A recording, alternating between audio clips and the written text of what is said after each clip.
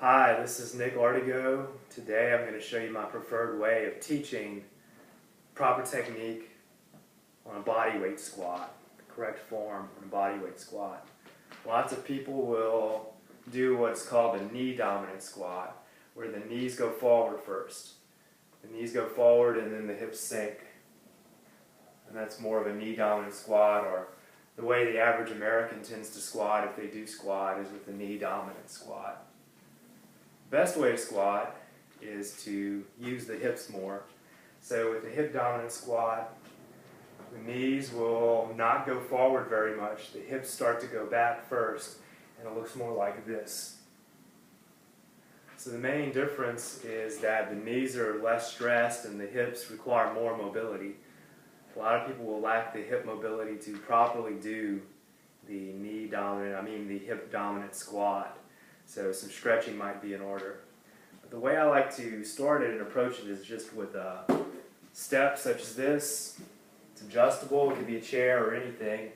Having a seat there, getting everything lined up while I'm still sitting, or having someone still sit. Feet are up underneath the knees, chest is lifted. Shift the weight forward, keeping the chest lifted so that I'm not hunching the spine. I'm not hunching forward from the spine in order to shift my weight forward. I'm shifting the weight forward, keeping the chest lifted, so it looks like this. It gets me to lead with my hips, to shift the hips back before I start to sink.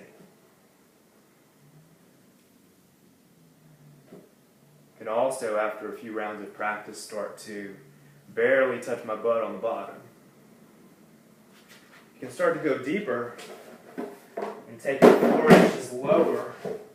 So now the step is 4 inches lower. I'm sitting there. Hips are just about below the knees. We call this maybe a full or nearly full squat. Boom. Shifting the hips back and forward, keeping the chest lifted. Eventually, with practice, I barely touch my butt and then come back up and take it to an extremely full down squat using the hip dominant form and sit real low. Now you see my hips are well below the knees, and from here I shift forward. Even though my hips are below the knees are not very far in front of the ankles.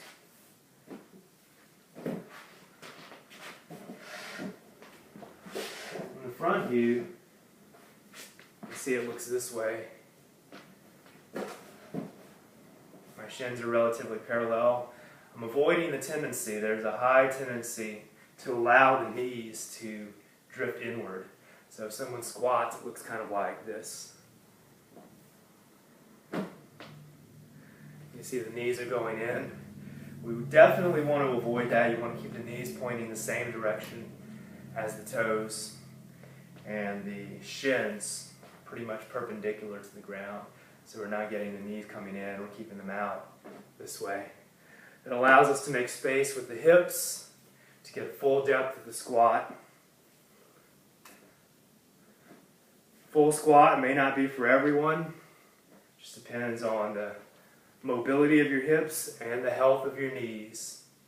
But if you have the mobility to do the full squat correctly, it actually tends to take load, pressure, and tension off of the knees because it shifts the emphasis back to the posterior chain, glutes, hamstrings.